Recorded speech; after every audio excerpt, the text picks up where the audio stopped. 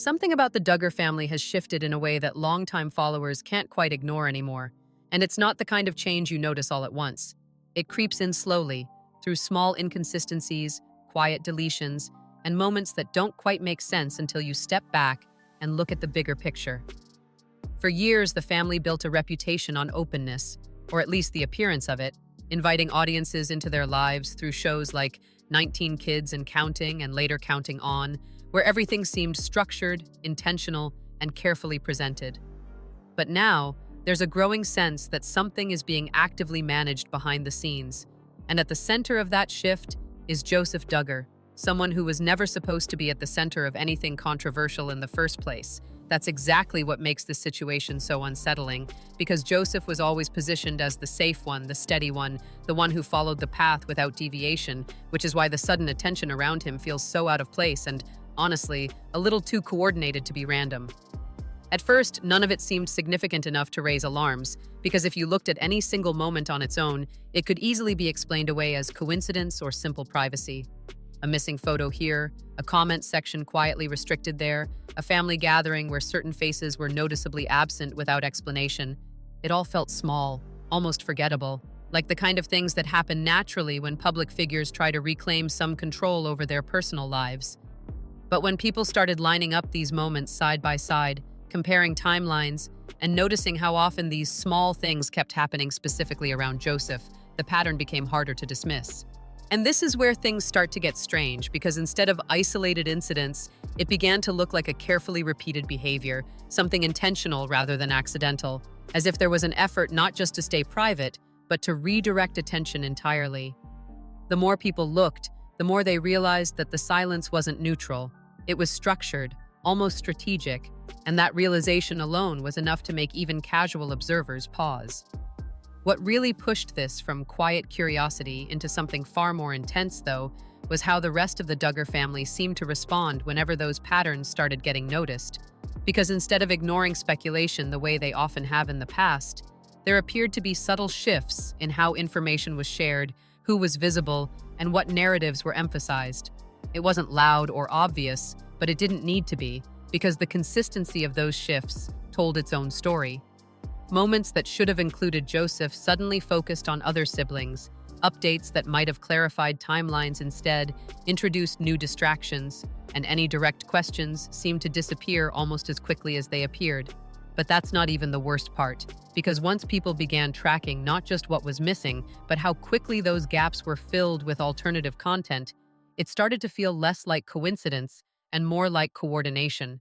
And when you reach that point, when multiple small decisions start forming one clear direction, it becomes impossible not to ask the question that's been building underneath all of this. What exactly is being kept out of view, and why does it seem like so much effort is going into making sure it stays that way? Once people started looking closer, the idea that all of this was just coincidence began to fall apart almost immediately, because the same patterns kept showing up again and again, not just around Joseph Duggar himself, but in the way the entire Duggar circle seemed to adjust whenever his name started coming up. It wasn't just about what Joseph was or wasn't doing, it was about how quickly the focus shifted away from him whenever attention got a little too direct. And this is where things start to feel a lot more intentional, because in families that have spent years in the public eye, especially ones shaped by reality television exposure like Counting On, patterns of communication aren't random. They're learned, practiced, and in many cases, carefully controlled. So when those patterns suddenly start changing in subtle but consistent ways, people notice, especially when the changes all seem to point in the same direction. One of the earliest things people pointed out was how timelines no longer seemed to match up the way they used to, particularly when it came to appearances, family updates, and social media activity tied to Joseph and his immediate circle. There were moments when he seemed completely present, appearing in photos, mentioned in passing, included in events, and then, almost abruptly, he would fade into the background without any clear explanation. On its own, that wouldn't be unusual, because not every family member needs to be visible all the time. But what made this different was how often those disappearances lined up with periods of increased attention or speculation. And this is where the pattern starts to tighten, because each time questions began to build, something else would surface to pull focus away, whether it was a new announcement, a different storyline, or a carefully timed update involving another member of the family. The repetition of that sequence, attention, silence, distraction, started to feel less like coincidence and more like a response. And people didn't just stop at noticing the timing. They started comparing behavior across different members of the Duggar family, and that's where things became even harder to ignore, because the same kind of protective shifts seemed to happen collectively rather than individually. It wasn't just Joseph stepping back, it was others stepping forward at exactly the right moments, filling space in a way that felt almost too precise to be accidental. Some observers pointed out how quickly conversations online would pivot, how certain topics would gain sudden traction while others quietly disappeared, and how engagement around specific questions seemed to get limited or redirected without ever being addressed directly. But that's not even the most telling part, because when people began revisiting older patterns, looking back at how the family handled previous controversies involving figures like Josh Duggar, they noticed something familiar in the way information was being managed now, even if the scale and tone were different. That comparison is what really changed the conversation, because it suggested that this wasn't just a series of unrelated decisions happening in real time, but part of a broader approach the family had used before, one that relies less on direct statements and more on controlling visibility, pacing, and narrative focus. And once that idea took hold, it reframed everything people had been seeing, turning small, isolated details into pieces of a much larger picture. Because if this was a pattern, then it meant there was a reason behind it, something driving those decisions consistently enough to shape behavior across multiple people and platforms. And the more that possibility settled in, the harder it became to dismiss what was happening as overanalysis, because patterns only feel invisible until you recognize them, and once you do, they start to show up everywhere. But here's where it gets even more unsettling, because the deeper people looked, the more they realized that it wasn't just about what was being hidden or redirected, it was about how effectively it was working. Casual viewers didn't notice anything unusual, headlines stayed relatively quiet, and nothing ever seemed to escalate far enough to demand a clear explanation. Which raises a question that's been quietly building underneath all of this. If something really is being managed this carefully, then how much of what people are seeing is actually real, and how much of it is being shaped before it ever reaches the public? The deeper this goes, the harder it becomes to ignore one uncomfortable possibility. This isn't just about one person quietly stepping back. It's about a system that has been in place for years, one that quietly dictates what gets shown, what gets softened, and what never reaches the surface at all. Because when you look at how the Duggar family has operated since their early days on 19 Kids and Counting, there's always been a very clear structure behind the scenes, even if it didn't feel obvious at the time. Every appearance, every storyline, every spontaneous moment had a purpose, and over time, that way of presenting life to the public didn't just stay on television. It became part of how the family managed their real-world image as well. So when people start noticing patterns now, especially around someone like Joseph Duggar, it doesn't feel like a new behavior. It feels like the same system, just operating more quietly and with higher stakes. And this is where things start to shift from speculation into something that feels much more structured, because the Duggar environment has always been built around control, not just in the obvious sense of rules and expectations, but in the way information itself is handled. Within that kind of setup, visibility isn't random, it's strategic. Who speaks, who stays silent, who appears in a photo, who gets left out of a post. Those choices aren't made casually, especially when the family knows how closely they're being watched. Over time, that creates a kind of internal rhythm, where everyone understands, even without saying it out loud, how to respond when attention starts to move in a direction that could cause problems.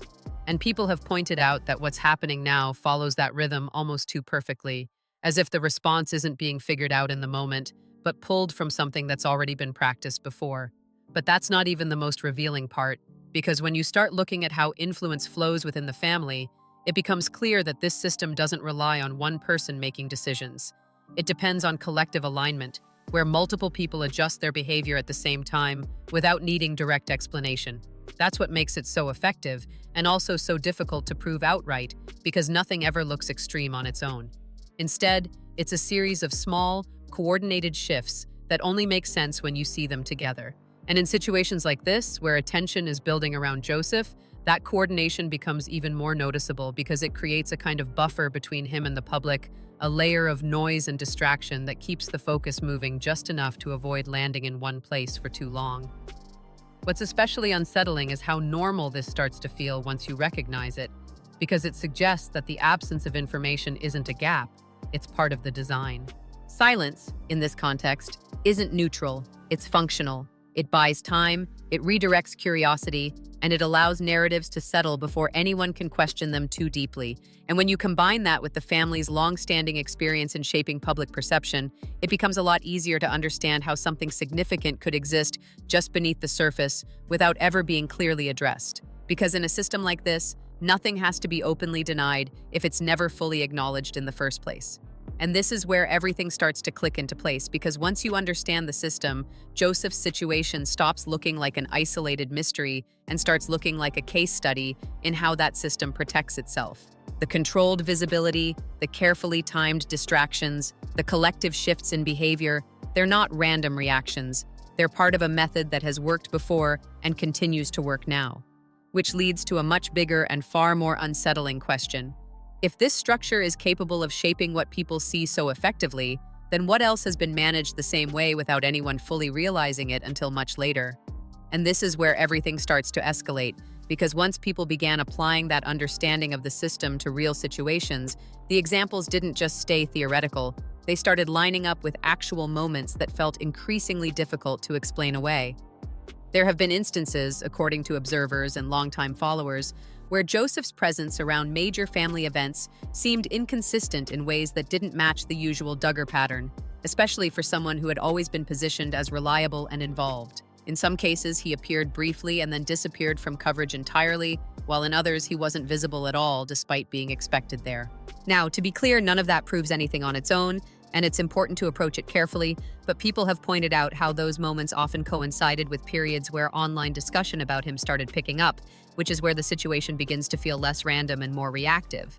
And then there's the way these moments are handled publicly, because instead of direct explanations, what tends to follow is a wave of alternative content that shifts attention elsewhere, sometimes so quickly that the original question barely has time to settle.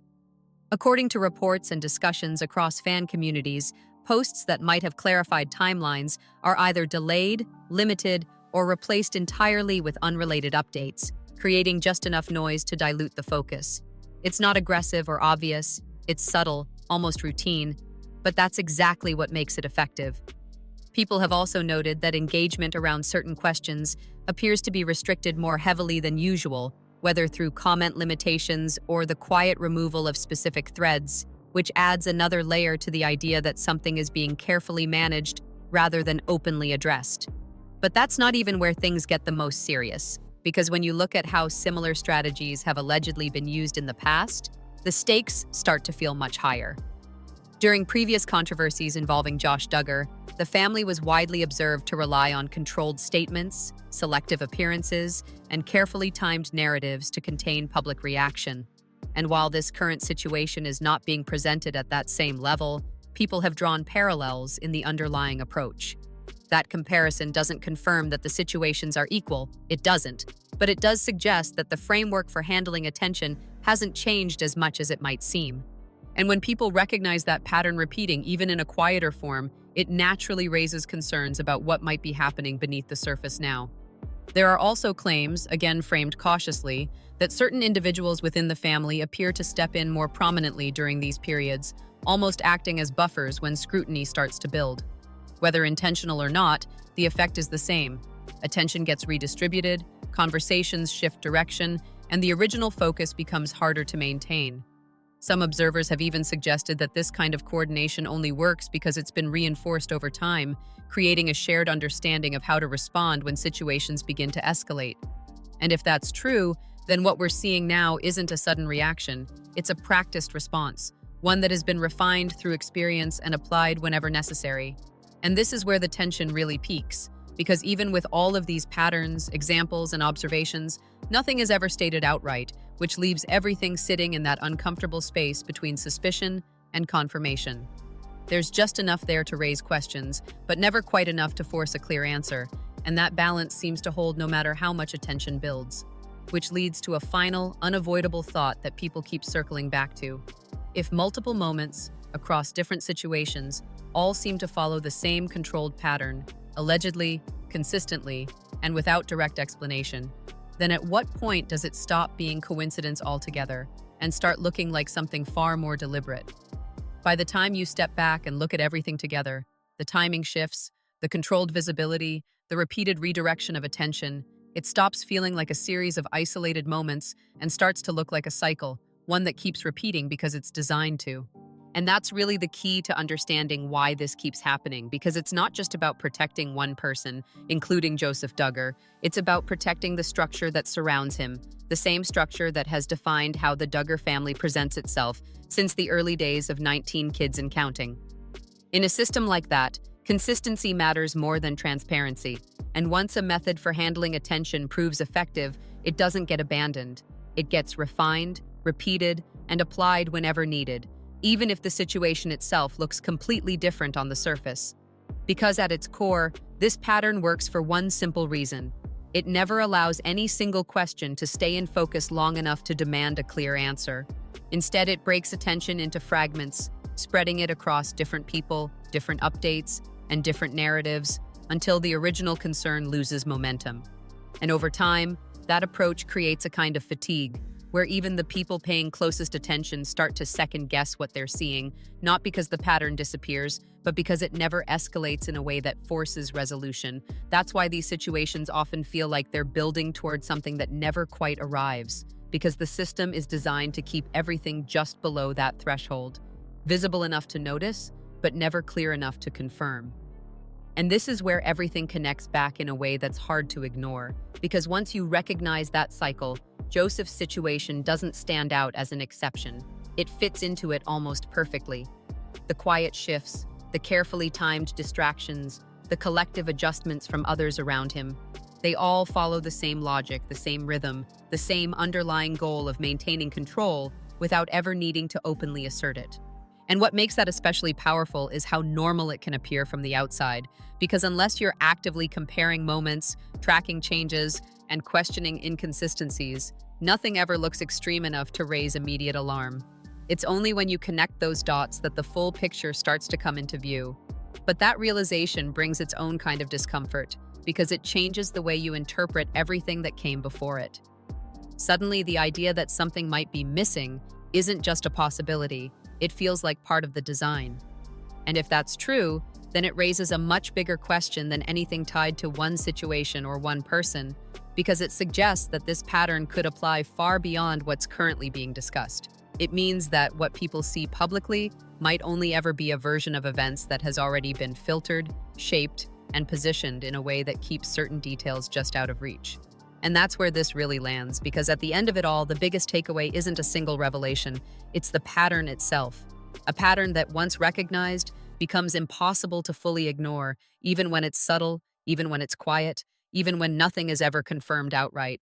Because if the same sequence keeps playing out again and again under different circumstances but with the same result, then maybe the real story isn't just what's being hidden, it's how effectively it never has to be revealed at all.